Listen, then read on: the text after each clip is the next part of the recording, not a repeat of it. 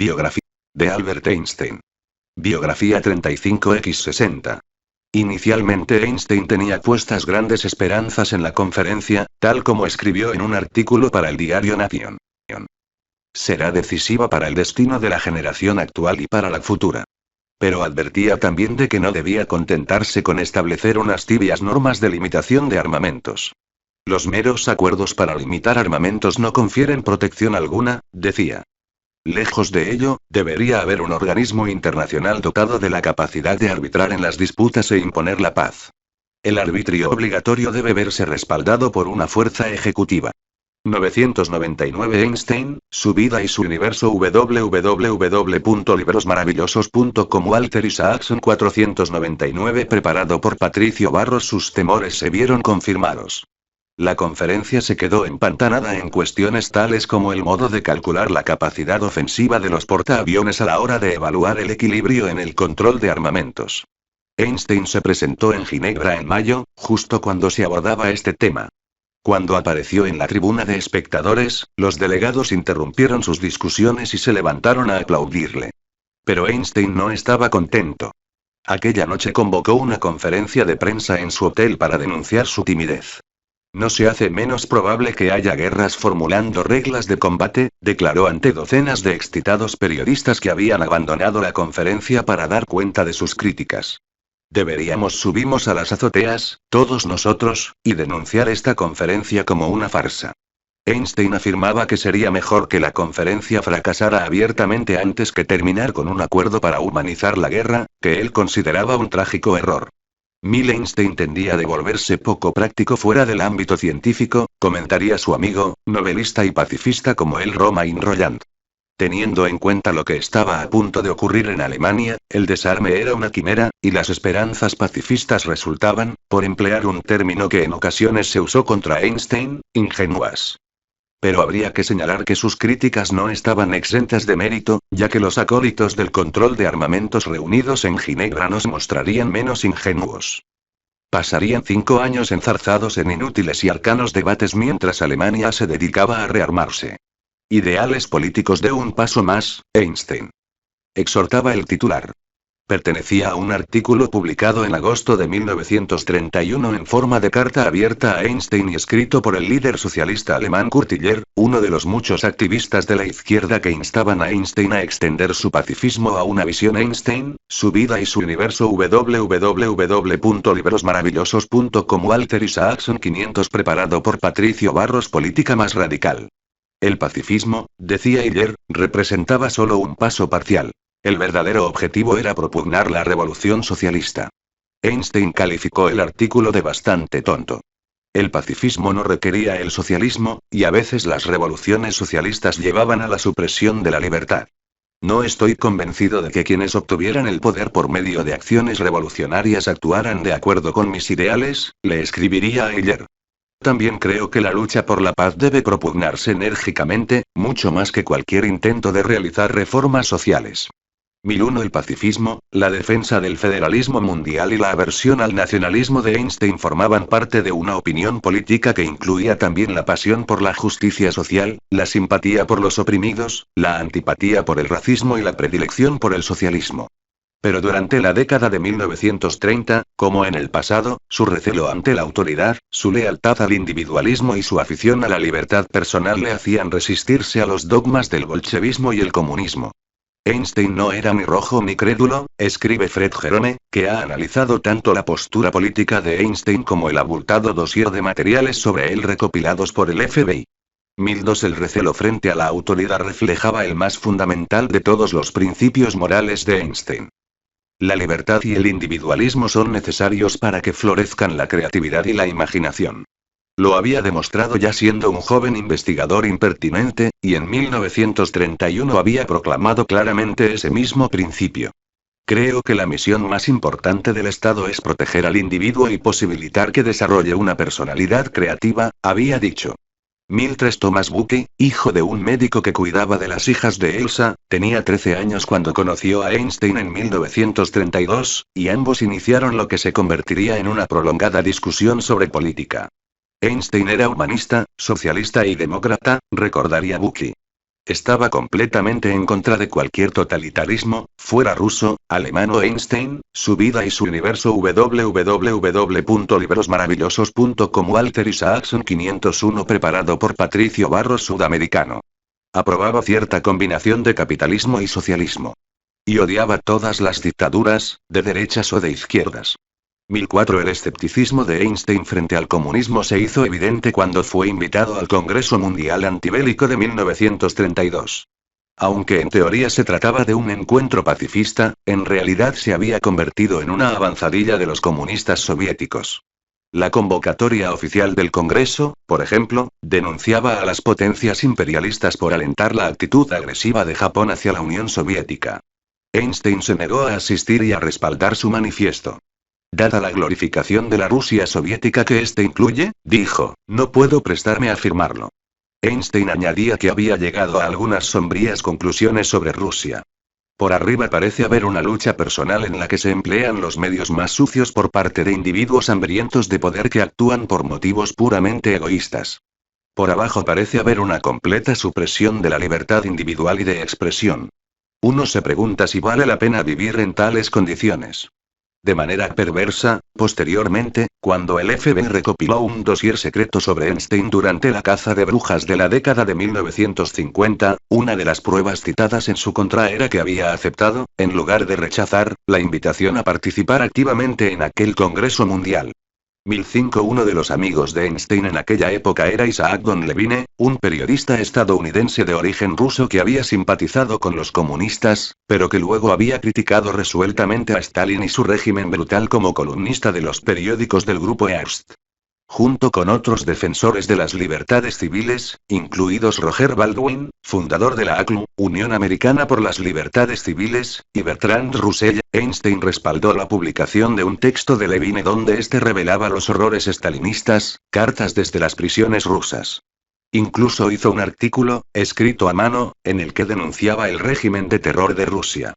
1006 Einstein, su vida y su universo. www.librosmaravillosos.com Walter Isaacson 502 preparado por Patricio Barros. Einstein también leyó la biografía de Stalin que Levine escribió después, en la que se revelaban con una crítica feroz las brutalidades del dictador. Un texto que Einstein calificó de profundo, ya que veía en él una clara lección sobre los regímenes tiránicos tanto de izquierdas como de derechas. La violencia engendra violencia, le escribió a Levine en una carta de elogio. La libertad es el fundamento necesario para el desarrollo de todos los valores verdaderos. 1007 A la larga, sin embargo, Einstein empezaría a distanciarse de Levine. Como muchos excomunistas que luego abrazaban la causa anticomunista, Levine poseía el celo de un converso y exhibía un apasionamiento que hacía que le resultara difícil apreciar ninguno de los matices intermedios del espectro. Einstein, por su parte, estaba demasiado predispuesto a aceptar, en opinión de Levine, que algunos aspectos de la represión soviética no eran más que un desafortunado subproducto del cambio revolucionario. Ciertamente había muchos aspectos de Rusia que Einstein admiraba, incluido lo que él veía como un intento de eliminar las distinciones de clase y las jerarquías económicas. Considero las diferencias de clase contrarias a la justicia, escribiría en una declaración personal de su credo. Considero asimismo que la vida sencilla es buena para todo el mundo, física y mentalmente. 1008 Esos sentimientos llevaban a Einstein a mostrarse crítico con lo que él consideraba el consumo excesivo y las disparidades de riqueza de Estados Unidos. Como resultado, se adhirió a diversos movimientos en favor de la justicia racial y social de aquel país. Abrazó, por ejemplo, la causa de los chicos de Scottsboro, un grupo de jóvenes negros que fueron condenados por violación en Alabama después de un controvertido juicio, así como la de Tom Mooney, un sindicalista encarcelado por asesinato en California. 1009 Mientras, en el Instituto Tecnológico de dicho estado, Millikan se sentía contrariado por el activismo de Einstein, y le escribió para decírselo. Einstein le respondió diplomáticamente. No es cosa mía, aceptaba, insistir en un Einstein, su vida y su universo. www.librosmaravillosos.com Walter Isaacson 503 preparado por Patricio Barros. Asunto que solo concierne a los ciudadanos de su país. 1010 Millikan consideraba que Einstein era ingenuo en sus posturas políticas, una opinión que compartía mucha gente. En cierta medida lo era, pero hay que recordar que sus recelos ante las condenas de los chicos de Scottsboro y de Monley se revelarían justificadas, y que su defensa de la justicia racial y social resultaría estar en el lado correcto de la historia. Pese a su relación con la causa sionista, las simpatías de Einstein se extendían también a los árabes que se veían desplazados por la afluencia de judíos al territorio que a la larga sería el Estado de Israel. Su mensaje en ese sentido resultaría profético. Si no somos capaces de encontrar una forma de cooperación honesta y unos pactos honestos con los árabes, le escribiría a Weizmann en 1929, no habremos aprendido absolutamente nada en 2000 años de sufrimiento. 1011 él proponía, tanto directamente a Weizmann como en una carta abierta a un árabe, que se creara un consejo privado de 4 judíos y 4 árabes, todos ellos de ideas independientes, encargado de dirimir cualquier disputa. Los dos grandes pueblos semitas, decía, tienen un gran futuro común. Si los judíos no se aseguraban de que las dos partes vivían en armonía, advertiría a sus amigos del movimiento sionista, la guerra les atormentaría en las décadas futuras. 1012 una vez más fue tachado de ingenuo. La correspondencia entre Einstein y Freud cuando en 1932 un grupo conocido como Instituto de Cooperación Intelectual invitó a Einstein a intercambiar cartas con un pensador de su elección sobre cuestiones relativas a la guerra y la política, este eligió como su corresponsal a Sigmund Freud, el otro gran símbolo intelectual y pacifista de la época. Einstein empezó proponiendo una idea que había ido puliendo con los años. La eliminación de la guerra, decía, exigía que los diversos países renunciaran a una parte de su soberanía en favor de una Einstein, su vida y su universo. www.librosmaravillosos.com Walter Isaacson 504 preparado por Patricio Barros Organización supranacional competente para dar veredictos de incontestable autoridad e imponer la sumisión absoluta a la ejecución de dichos veredictos. En otras palabras, había que crear una autoridad internacional más poderosa que la Sociedad de Naciones. Ya desde que era un adolescente resentido con el militarismo alemán, Einstein había sentido repulsa hacia el nacionalismo. Uno de los postulados fundamentales de su visión política, que permanecería invariable aún después de que el auge de Hitler hiciera tambalear su adhesión a los principios del pacifismo, fue su apoyo a una entidad internacional, o supranacional, que trascendiera el caos de la soberanía nacional imponiendo su resolución de las disputas. La búsqueda de la seguridad internacional, le escribiría a Freud, implica la entrega incondicional por parte de toda nación, en cierta medida, de su libertad de acción, esto es, de su soberanía, y está claro que no hay ningún otro camino que conduzca a dicha seguridad. Años después Einstein se comprometería aún más con este planteamiento como una forma de trascender los peligros militares de la era atómica que él mismo había contribuido a engendrar. Einstein acababa planteando una pregunta al experto en el saber sobre los instintos humanos. Dado que los seres humanos albergan en su interior un ansia de odio y destrucción, los líderes pueden manipularla para desatar pasiones militaristas. ¿Es posible, preguntaba Einstein, controlar la evolución mental del hombre para hacerle inmune a la psicosis del odio y la destructividad? 1013 En una respuesta compleja y enrevesada, Freud se mostraba pesimista. ¿Supone usted que el hombre lleva en sí un instinto activo de odio y destrucción?, escribió. Estoy completamente de acuerdo. Los psicoanalistas habían llegado a la conclusión de que había dos tipos de instintos humanos entremezclados. Los que conservan y unifican, que denominamos eróticos, y, en segundo término, los instintos de destruir. Y Einstein, su vida y su universo. www.librosmaravillosos.com Walter Isaacson 505 preparado por Patricio Barros Matar, que asimilamos a los instintos agresivos o destructivos. Freud advertía que no había que etiquetar a los primeros de buenos y a los segundos de malos. Cada uno de esos instintos es exactamente tan indispensable como su opuesto, y todos los fenómenos de la vida se derivan de su actividad, ya trabajen en concierto o en oposición. Freud llegaba, pues, a una conclusión pesimista. El resultado de esas observaciones es que no hay probabilidad de que seamos capaces de suprimir las tendencias agresivas de la humanidad en algunos felices rincones de la Tierra, según dicen, donde la naturaleza suministra en abundancia todo lo que el hombre desea, florecen razas cuyas vidas transcurren amablemente, desconociendo la agresión o la constricción. Yo apenas puedo dar crédito a tal cosa, y me gustaría disponer de más detalles sobre esas gentes felices. También los bolcheviques aspiran a eliminar la agresividad humana asegurando la satisfacción de las necesidades materiales e imponiendo la igualdad entre unos hombres y otros. A mí esta esperanza me parece vana. y mientras tanto se ocupan de perfeccionar sus armamentos. 1014 A Freud no le agradaba aquel intercambio epistolar, y bromeaba diciendo que dudaba de que les hiciera ganar a ninguno de ellos el Nobel de la Paz. En cualquier caso, cuando las cartas estuvieron listas para su publicación, en 1933, Hitler ya había llegado al poder. De modo que el tema había pasado a resultar controvertido y solo se imprimieron unos miles de ejemplares. Para entonces Einstein, como buen científico, estaba revisando sus teorías a la luz de los nuevos datos. Capítulo 17 El Dios de Einstein Einstein, su vida y su universo www.librosmaravillosos.com Walter Isaacson 506 Preparado por Patricio Barros en la playa de Santa Bárbara, 1933. El Dios de Einstein Una noche, en Berlín, Einstein y su esposa estaban en una cena cuando uno de los invitados manifestó su creencia en la astrología. Einstein ridiculizó la idea como pura superstición. Otro invitado se levantó y denigró de modo parecido la religión. La creencia en Dios, insistió, era como una especie de superstición. En ese momento el anfitrión trató de silenciarle invocando el hecho de que incluso Einstein albergaba ideas religiosas. No es posible, exclamó el huésped escéptico, volviéndose hacia Einstein para preguntarle si de verdad era religioso. Sí, puede llamarlo así, repuso este en tono calmado. Trate de penetrar con nuestros limitados medios los secretos de la naturaleza y se encontrará con que, detrás de todas las leyes y conexiones discernibles, sigue habiendo no se puede mostrar la imagen V vinculada. Puede que se haya movido, cambiado de nombre o eliminado el archivo. Theon pruebe que el V vínculo señala al archivo y ubicaciones correctos. Einstein, su vida y su universo www.librosmaravillosos.com Walter Isaacson 507 Preparado por Patricio Barros Algo sutil, intangible e inexplicable. La veneración por esta fuerza que va más allá de todo lo que podemos comprender es mi religión. Y en esa medida ciertamente soy religioso.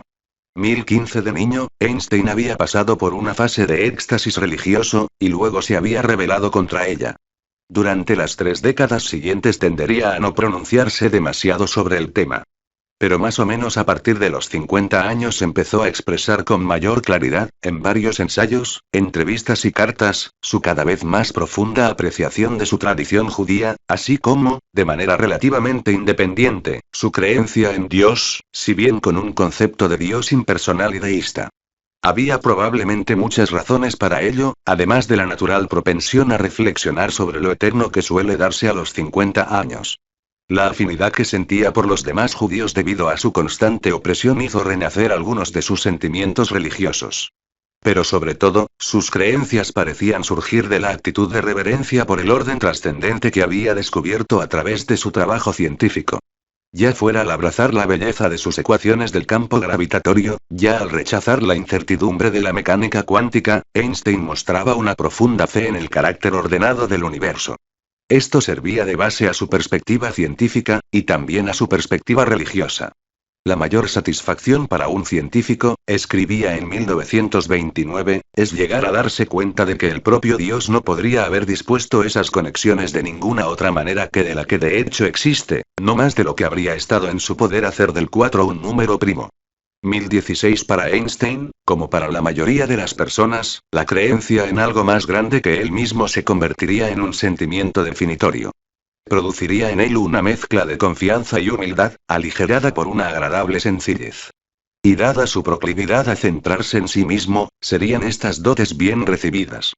Junto con su humor y la conciencia de sus propias Einstein, su vida y su universo www.librosmaravillosos.com Walter Isaacson 508 Preparado por Patricio Barros Limitaciones, le ayudarían a evitar la ostentación y la pomposidad que podrían haber afligido a la mente más famosa del mundo.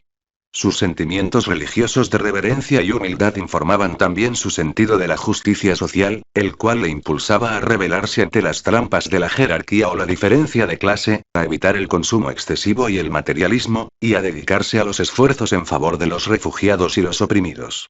Poco después de su cincuentenario, Einstein hizo una remarcable entrevista en la que se mostró más revelador de lo que se había mostrado nunca con respecto a su pensamiento religioso. La entrevista fue con un pomposo, aunque obsequioso poeta y propagandista llamado George Sylvester Viereck, que había nacido en Alemania, se había trasladado a Estados Unidos de niño, y luego había dedicado su vida a escribir poesía erótica bastante ordinaria, a entrevistar a grandes hombres y a expresar su complejo amor por su patria. Tras haber realizado entrevistas a personas que iban desde Freud hasta Hitler pasando por el Kaiser, con las que a la larga publicaría un libro titulado Visiones de los Grandes, logró concertar una cita para hablar con Einstein en su piso de Berlín. Allí Elsa sirvió zumo de frambuesa y ensalada de frutas, y luego los dos hombres subieron al eremítico estudio de Einstein. Por razones no del todo claras, Einstein suponía que Viereck era judío. En realidad este afirmaba orgullosamente estar emparentado con la familia del Kaiser, posteriormente se convertiría en simpatizante nazi, y durante la Segunda Guerra Mundial sería encarcelado en Estados Unidos por actuar como propagandista alemán.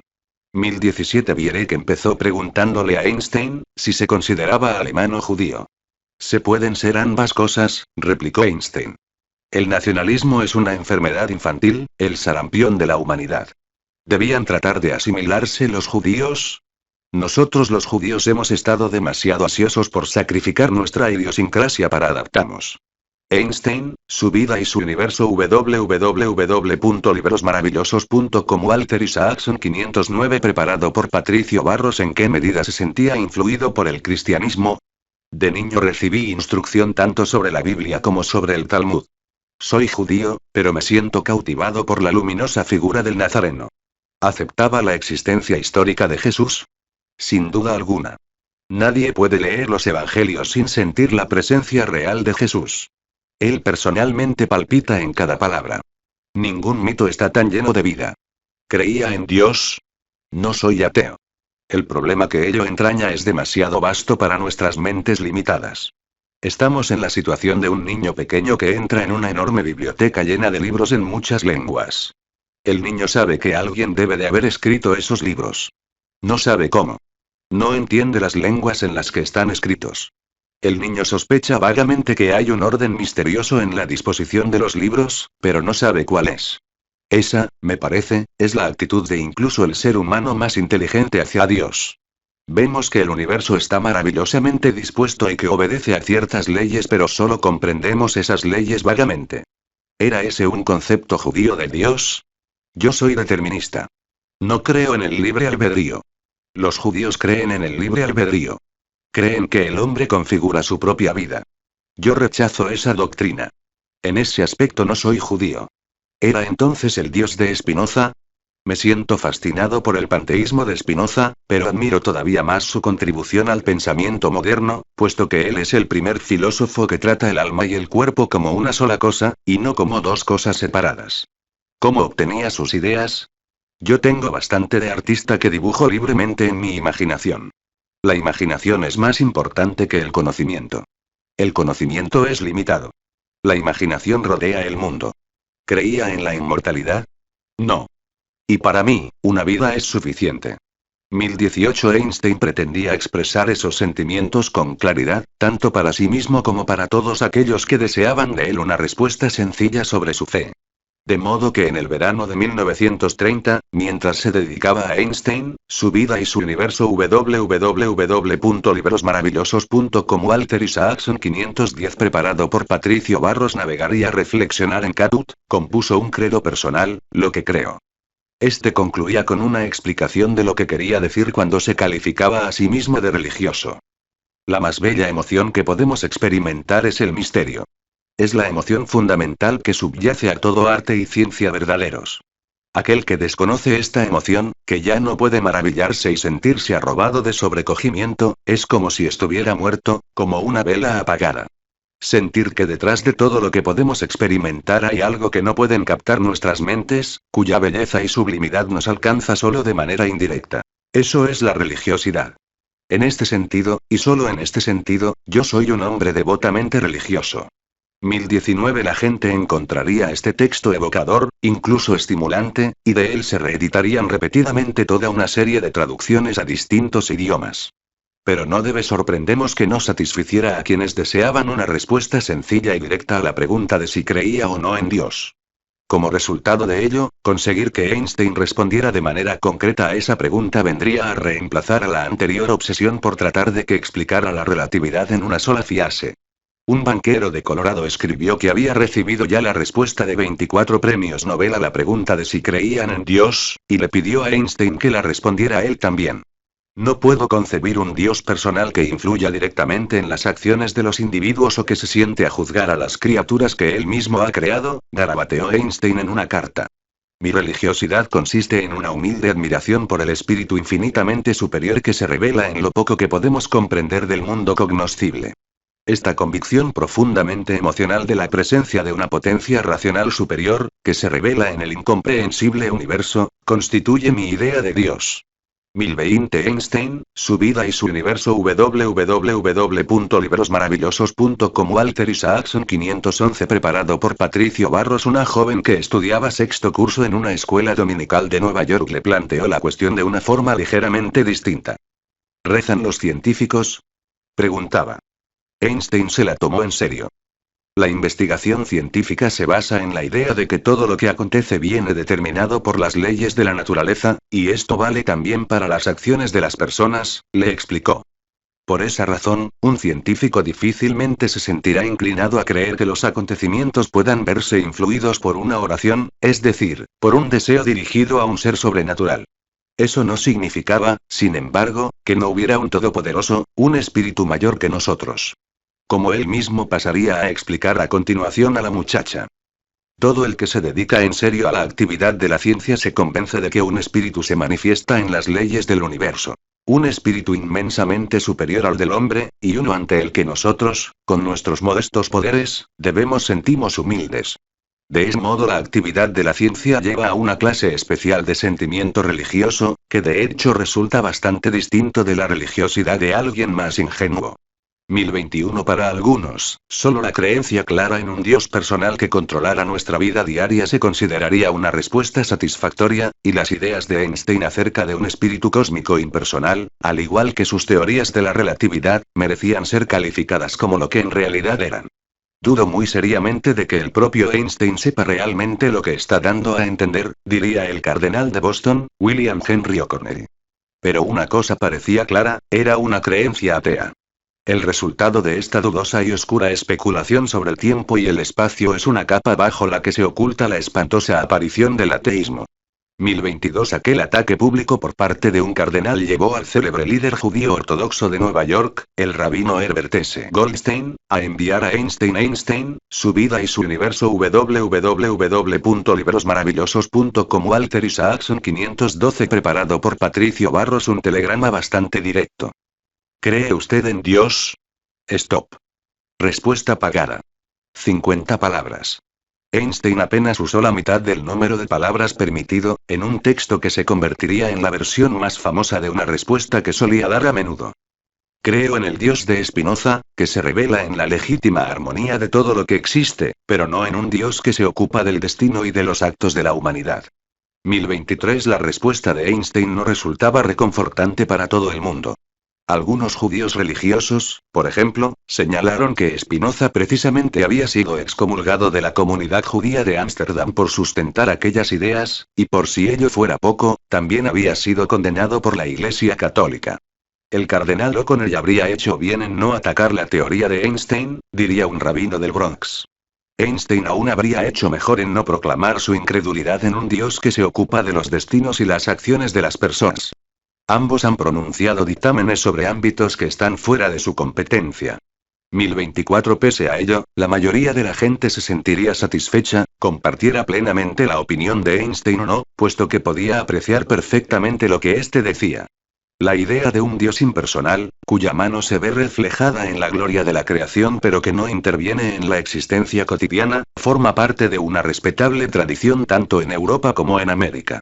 Se encuentra en algunos de los filósofos preferidos de Einstein, y en general concuerda también con las creencias religiosas de muchos de los padres fundadores de Estados Unidos, como Jefferson y Franklin. Algunos creyentes religiosos desechan las frecuentes invocaciones que hizo Einstein de Dios tildándolas de mera figura retórica. Y lo mismo hacen algunos no creyentes. En dichas invocaciones Einstein utilizó muchas expresiones distintas, que van desde Der Ergot, el Señor Dios, hasta Der Alte, el Viejo. Pero no iba con su manera de ser el hecho de hablar de forma insincera para aparentar conformidad. Más bien todo lo contrario. De Einstein, su vida y su universo www.librosmaravillosos.com Walter Isaacson 513 preparado por Patricio Barros modo que deberíamos concederle el beneficio de tomarle en serio cuando insiste, en repetidas ocasiones, en que aquellas expresiones que tan frecuentemente utilizaba no constituían en absoluto una forma semántica de disfrazar el hecho de que en realidad era ateo. Durante toda su vida, Einstein fue coherente a la hora de rechazar la acusación de que era ateo. Hay personas que dicen que no hay Dios, le diría a un amigo. Biografía generada por Biografías en Español.